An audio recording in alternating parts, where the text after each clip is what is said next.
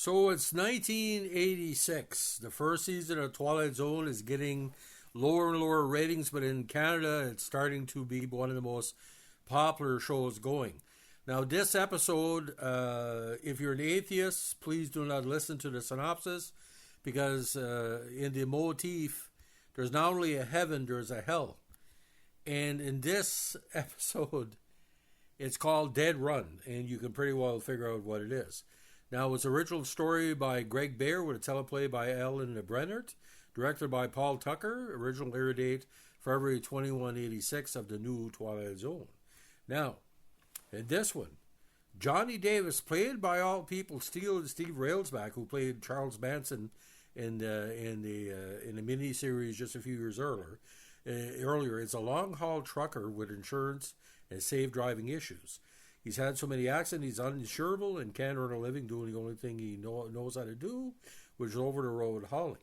Now, it starts where he makes an accident involving kind of a breaking away bike group. He goes to his late father's friend Pete, played by Barry Corbin in a great performance, to ask for help. Johnny's father always said if he was in a tough spot that Pete was a man to talk to. Pete tells Johnny that there's a company that will insure him if he drives exclusively for them as Pete does. Happy to have a job, Johnny agrees, and you have this conversation in a strip bar of all people, which kind of ties into what's going to happen next. The job Pete offers him is driving the debt to hell in cattle car trailers, a rather Machiavellian occupation that pays well. Pete has made good money doing this since he was uninsurable at one time as well. Johnny, because he doesn't have papers, has no choice, so he goes along with Pete on his first trip. When he reached hell, the guards seem to be all the same, dressed in grey uniforms with a kind of whip-like stun gun. Now, the road to hell, when he says you don't see much rain on the road to hell, and they stop at a truck stop as well, where there's truckers, you follow truck stops, but they're driving in the cargo when you see the entrance to hell, which looks like, a big concentration camp. He says, look what happens when the victims or the people do it. And he shows to Johnny that are all dead when Pete takes kind of like a stabbing device, hits him 4 times, he get no feeling. Now, the officers at the location, who look like ghouls, handle the dead roughly, and Johnny tries to stop the guard, who turns on him. Pete intervenes, giving the guard a cigarette, which he tells Johnny are good to use as bribes. Of course, the guard puts the finger on Johnny and burns part of his shirt. Pete shows Johnny that the dead, who look like living zombies, are past hurting, so what the guards do to them is of no consequence. But Johnny's not convinced. During dinner at a truck stop, which is on the road to hell and used only by those truck drivers, Johnny finds out that these disturbances of trouble among the dead are growing. The other drivers talk about it, and one of them even stomps out, saying he's done with taking people to hell who don't deserve it, because he might just end up there himself because of it. So people are being sent there for being liberals, for being gay, for being whatever, crimes that are not real crimes. On his next stop there's a fight going on in hell between the guards and the dead. John is cornered by several of the dead, who say they weren't bad enough to be sent to hell. One says she was a drug addict, but didn't hurt anyone but herself. Another blames her upbringing on her faults. She said it was a sow. Johnny gets away and helps the guards, but none of the dead stop Johnny.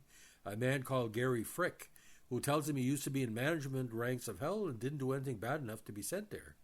Gary feels that people are being sent to hell that shouldn't be. They aren't truly bad or didn't really sin. It's just corporate ineptitude and cost-cutting measures that are sending the wrong people to the low road, as they call the run to hell.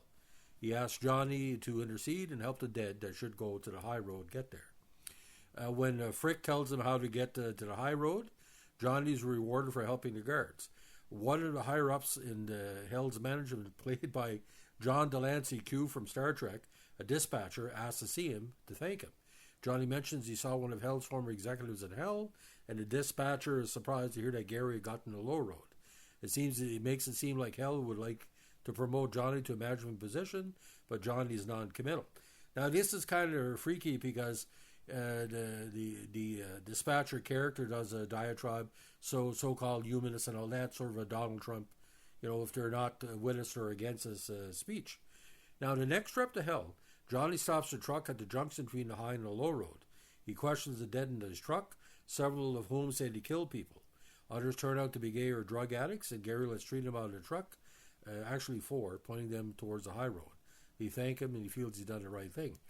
And of course, one of them is played by Brent Spiner, future Data on as a draft dodger, and one character said, "I can't believe it was sent to hell for being gay." Now, the idea for most critics, this got from NETC back on track with a unique, complicated story that is well handled and well cast. Again, Dead Run is based on a short story by Greg Bear and adapted for the new Twilight Zone by Ellen Brennert. It's a story of an average person who feels he can make a difference, an underdog who has a chance to redeem himself, albeit on a grand scale, making a choice for someone between heaven and hell. And he tells a story about Jesus going to hell and saving the righteous from hell. Even back in the time of the Bible, there was people in hell that didn't need to be there. Now, Steve Railsbeck, a great actor, he can assume any kind of character, according to Twilight Zone tribute website. And here he plays a man who was sunk to the bottom. He begins to feel he's sinking even lower than that when he's reduced to driving the damned to hell, but as the story progresses, he feels he's been given a second chance to do some good. Now, Barry Corbin as Pete gives a great performance. The metaphysical talks that he have as they drive to hell play against the idea that truckers don't think deep thoughts. Now, again, John Delancey and Brent Spiner. Now, John Delamay, who went on to star for 3 years of Friday the 13th series, is the gay man Johnny saves at the end, along with Spiner's character. Lancey Lenehan, who had a role in every TV series since 1980, plays the drug addict saved by them. Now, the dead are handled especially well. They all have white faces accentuated by dark-rimmed eyes. The guards in hell wear gray uniforms and helmets with visors, making them look like video game characters. They're able to light cigarettes with their palms, a neat special effect, which enhances the segment. The waitresses at Hell's Truck Stop, a great name for a diner, by the way, appear to be on the same ilk. The view of hell from far away looks what we've come to think of in hell, red tinged and fiery. However, the inside of hell looks like an industrial complex. Steel and dark corners predominate.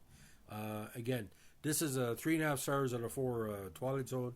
The only negativity is this should have been shown earlier in the season. The episode where they took a General Hospital youth actor and killed him off in a futuristic, like he was too smart for his essays and he eventually killed him. That was terrible. And there were some really good first season episodes of the Twilight Zone. This is one of them. And I think this would be better off in a night gallery style. And I really think down the road, if you're going to bring back the night gallery, start with this pilot because it's tremendous. But if you're an atheist or a Satanist, this is not the episode for you, because just like Twilight Zone, there's as Rod said, he believed in heaven and hell, because a writer cannot be an atheist and write an episode like this. So by Mr. Bear, it's quite good. So Dead Run, one of the most important episodes of the new Twilight Zone of 85, 86, and into the mid-80s. Don't watch it alone. That's all I can say. Have a good one.